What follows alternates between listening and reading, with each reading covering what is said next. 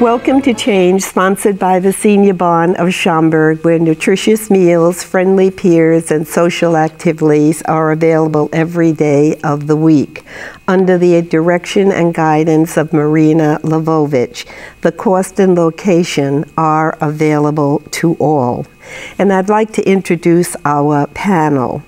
We have Robert Garvey, who was born in Chicago, lives in Schaumburg, a retired Fred Astaire dancer, but now a financial planner with life supplement and annuities. Anybody? He has 7 children and 2 grandchildren. I'd like to introduce Mike McGinn, who was born in Chicago, lives in Hoffman Estates, and has been the owner of Comfort Keepers for 12 years. He's also our bingo sponsor and bingo caller at the barn, and we love it. He has 3 grown children. Then we have Rodney Howell, who was born in Chicago, lives in Hoffman Estates, and he is a retired disabled veteran. Thank you for your service. We appreciate it. He has 4 children and 4 grandchildren, but he has a favorite, Sarah. And if you see him riding around town with the name Sarah on his license plates, you know it's Rodney, and he calls her Papa Baby. So I'd like to welcome you all here to the program.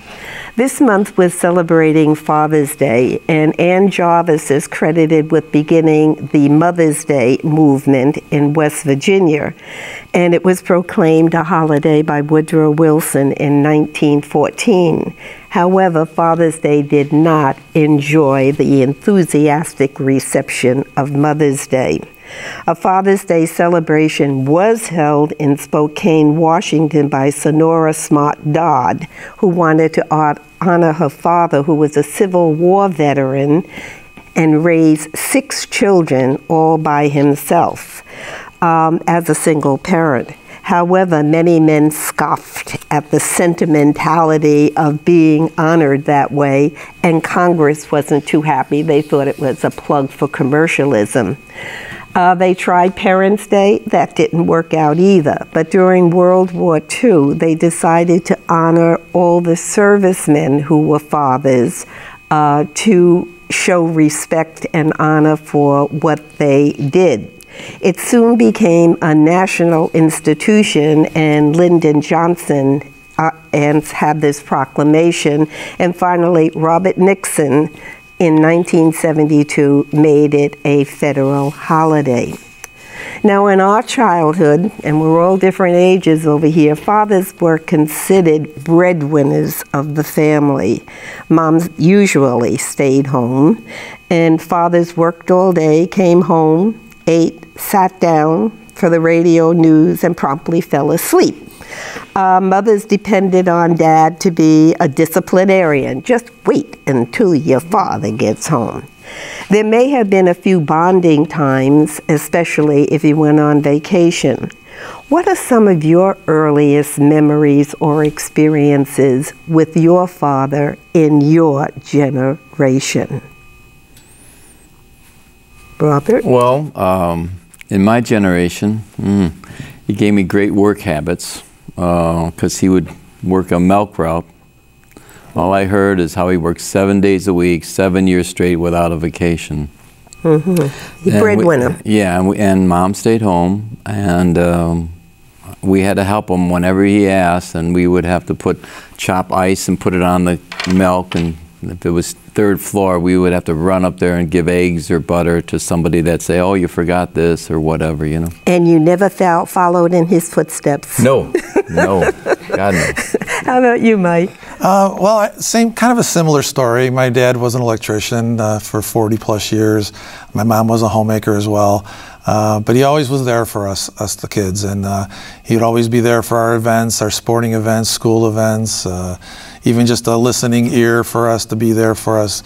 But I always remember little things about him. He was always fixing something. You know, he was amazing. He was like MacGyver. He'd pick up, pipes and steel and wire and clips and screws, and he'd always be fixing something. It always fascinated me the way he was able to do those kinds of things. So, and were you able to follow in his footsteps in that realm? I always watched. I tried to pick up some of the tools of the trade, but I do some of it, but not as good as he did. But it was always a lot of fun to watch him do those kinds of things. And I always remember him taking us to the park and hitting the baseball around and things like that. It was always a fun thing for my brothers and I to go do. That was a bonding experience. It really was. Right. And how about you, Rodney?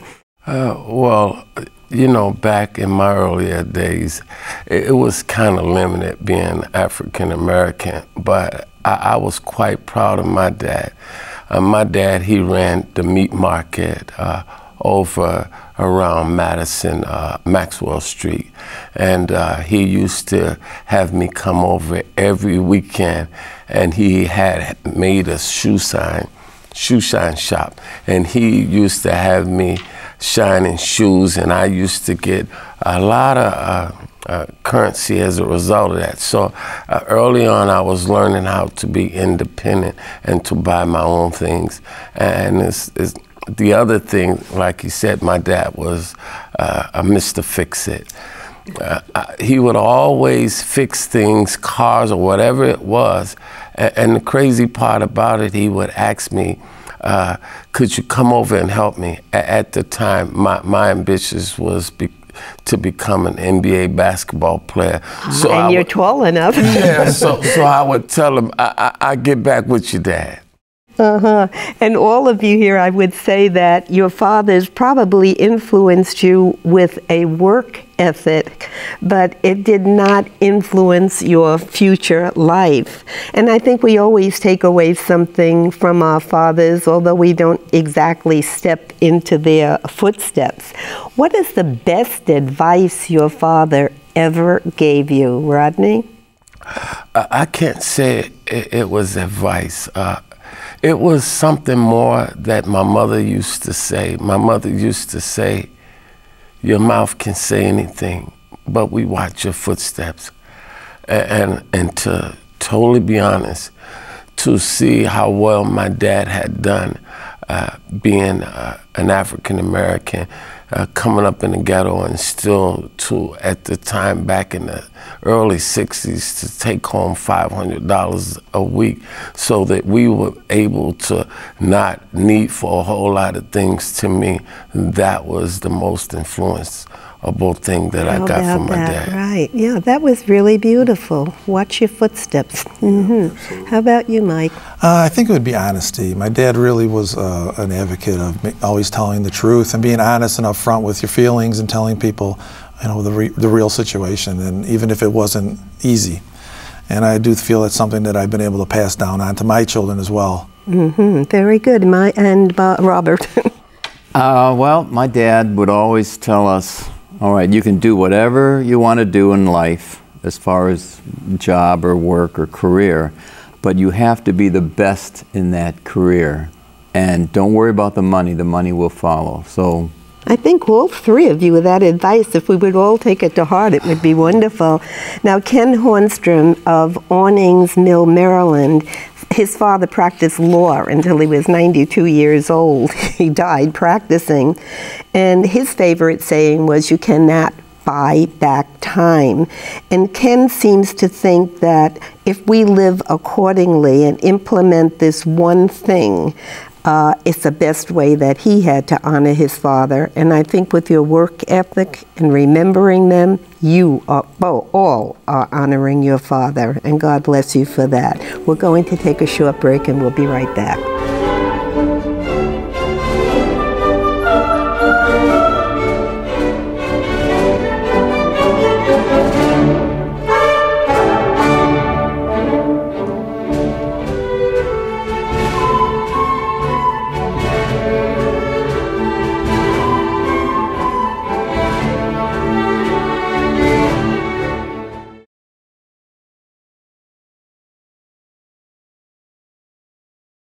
You know, times have really changed with fatherhood and dealing with our own children, and I'm sure each of you have spent many hours interacting with your children, more so than your father. Maybe our occupations and a way of life are a little bit different. What are some of the fun times that you've shared with your children? And Mike, as a widower raising a family, I'm sure you have had many experiences. It's interesting. It's fun. You know, we play a lot of games, especially when the kids were younger, and even as they were growing older. It was a good time to get everyone together, sit around a table, and whether it be board games or running outside to play a sports, or maybe just playing horse at the basketball, a hoop on the driveway. But it was always fun just to get everyone together to play those kinds of games. I know the one that they always remind me of is when we would play hide and seek when they were little.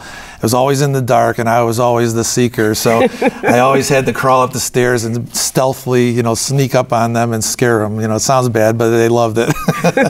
So it was a lot of fun, and there's a lot of things that I remember about that. The other was just making a point to celebrate the big days, celebrating their birthdays and making them feel special. And even on the holidays, and embracing family and bringing everyone together for that. It was always a nice time, and I wanted them to always everyone to honor each other's birthdays. Right. Special. Okay, and how about you, Robert?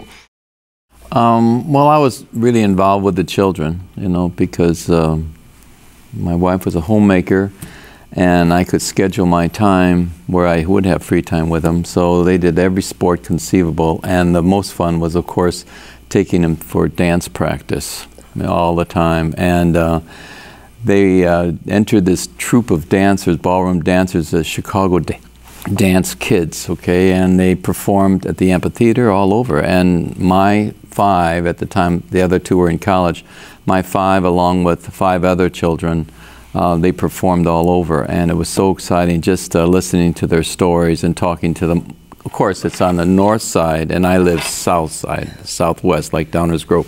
So, but I had such a great time with them. And you're still doing it. They perform for us every Christmas, and I'm telling you, they're fantastic. Are they dancers? Very Oh, nice. yes. Yeah, they are better than Robert. Yes. Yes. Well, Robert's getting a little stiff with old age. And how about you, Rodney? The most memorable thing that I remember with my kids is that they used to think that their dad was really, really a funny guy. I've told jokes to them then, and I continue to tell jokes that when we encounter over the phone or see one another in person, they know that jokes are coming from their dad. But I was really appreciative when I would be at the father-daughter's dance, and one of the most memorable thing is that when my son, he was playing high school basketball, and he had said, "Dad, they're dunking on me. How do I learn how to dunk? And how do I learn how to dribble better?" But I remember at Midnight Madness when he went to the University of North Carolina, Charlotte, he had went to the basket and he dunked the ball and he put his whole arm in the rim, and he looked back at me in the audience like, "Now, Dad, as a result of you telling me how to jump high, look." And that was the most memorable moment, and there was nothing that was even better than when my son, as a freshman, left school and joined into the NBA draft. And on draft night, we were invited to the green room at Madison Square Garden, where my son was the overall 9th pick, which was a lottery pick in the NBA. That couldn't have not been a prouder moment. Right, beautiful.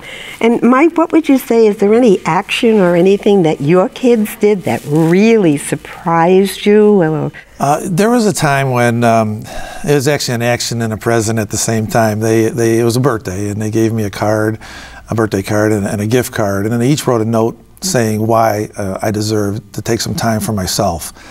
And I just felt that they finally were getting it now. You know, they were becoming young adults, and they understood that, you know, it's hard to be a parent and to provide things for your children, and they were starting to realize that, you know, they were grateful for what Dad's done.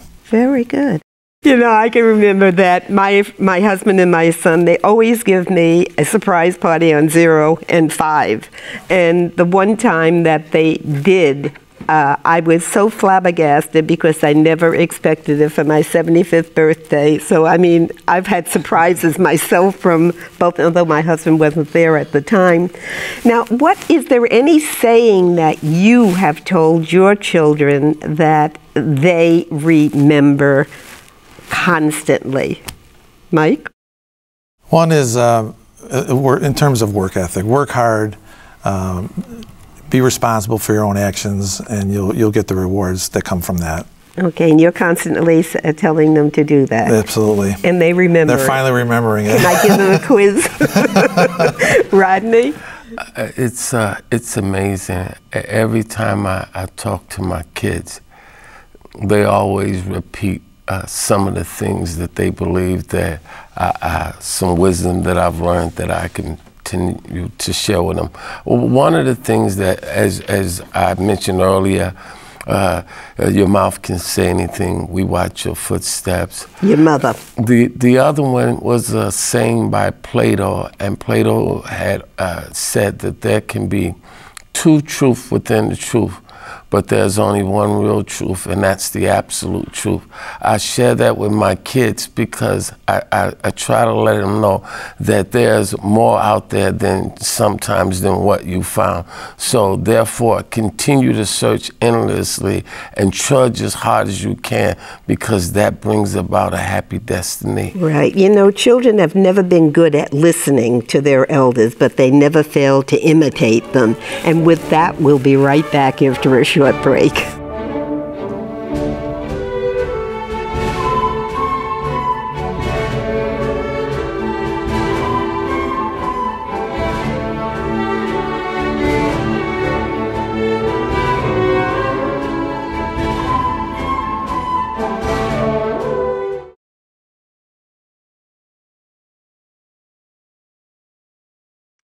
Parenting today is even more different than when our families raised us and when you raised your own family.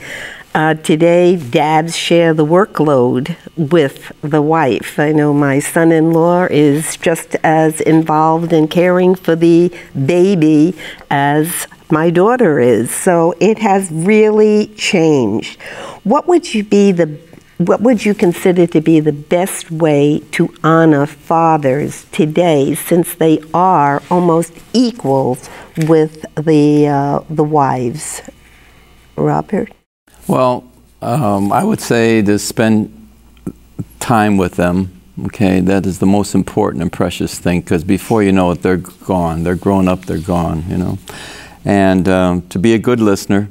And the thing that I would really like is if my kids, and I preached to them never to smoke, and they did that, so none of them smoke, but they have these cell phones that they go through, and it really loses the attention when we're talking or going over old times or swim meets or whatever. So if I could get rid of the cell phones, I would really be happy about that. But other than that, they're terrific. You know, that's a constant that even came up at the last change with program the fingers or with whatever. The cell phones and the electronics. Okay, Rodney, what would you consider the best way to honor fathers today, or advice to give them? One of the things that I would advise them is, like it was mentioned earlier, cherish every moment with your kid, and not only would you expect a mother to do certain roles, but remembering that in a marriage and fathering kids, your obligations is everything, and not pick and choose what you think a father should do, but anything that you think that can help enhance your child's life, engage in it. Amen. How about you, Mike? I think that for a father to be honored, I think that there's nothing better than to see your children follow the good example that you set for them. I think that's the reward you get, to see them doing the good things that you tried to get them to do. And I think that that's words of wisdom. That was just what I said before with this quote, that children aren't too good at listening, but boy, they do remember what you have done. Okay, I've heard the expression, well, Dad did it, you know. So we want to be careful with what we do. What would be your greatest hope for the children of today? I mean, it's a different world. What would you wish for them to happen? For what I tried to instill in them, to get a good education and always check out their friends and center of influence, because those are the ones that they feel they have to be in the in crowd, and you know, they could go down a slippery slope. So that's what I always watch for, but the education comes first, but always be aware of who they're hanging with. Words of wisdom. Mike? The family dynamic today has really changed a lot than when we were growing up 20, 30, 40 years ago. And my wish for kids today would be to have that good, solid sense of family. I just feel that the support and love you get from a family unit is amazing. It's hard. It's not something you can just duplicate easily. So true. And Rodney? I would think that there are numerous things that I think that would be helpful, but if I had to give one advice, and that is, as life presents itself in difficult manners, remember that you're only responsible for one thing, and that is to stay in the solution. You're not responsible for the outcome. You're only responsible for your effort. Right, and for every effort, there is a consequence. And being aware of that, and I think in what you said with choosing friends and having a family life, I think all of these points are words of wisdom that we would wish all of our listeners and people to be well aware of, because this will not only make the bond between father and child, but also a family happier. It will also make the world a better place to live in. It's so difficult now for children to grow up because, as Robert, you brought out, this peer pressure. And electronics seem to be isolating the people. So we have to keep this all in mind. Well, I know that many fathers, and probably you included, you like to watch sports. And you also like to have something to quench your thirst. And I won't say what it is that you'd like to quench your thirst with. Or maybe even have a pizza during your sports watching. So I'm going to tell you how to make a 20-minute pizza that is most delicious. It takes 5 minutes to prepare and 15 minutes to cook. How's that? Okay, you'll need these ingredients. You'll need to have a half a cup of flour, a half a cup of self-rising flour, and you could make that on your own with 1 cup of flour, a tablespoon and a half of baking soda powder, and also a teaspoon of salt. You'll need yeast, honey, and water, warm water. Plus your toppings. If you're a pizza person, you have your favorites, pepperoni, sausage, or whatever. You'll also need a frying pan with a cover that is sprayed with Pam. You put all of your ingredients into the frying pan, and don't forget the honey, because that feeds the yeast. You slowly add the water and mix. Then you spread the dough around in the pan. And once you have it spread, you add your favorite sauce and spread that around also. You add your toppings, whatever your desired toppings are. Then after that, you put your cheese on top and you cover the frying pan. And for 5 minutes, make sure it's tightly covered with a vent if you have it closed. You cook for 10 minutes more, and that firms the crust up and cooks the crust. And when you are finished, after that 15 minutes of cooking, you have a cheese pizza. You remove it from the pan, slice it up, and enjoy. And may your life be blessed with many ingredients of health, happiness, joy, and pizza. Okay, we'd love to see you at the barn, and please call Marina at 847-524-7496 to make a reservation or stop in and sign up at your leisure. May God bless you all, and thank you so much. Thank you. for Thank you. being Thank you. on Thank you our very much. panel. Thank you.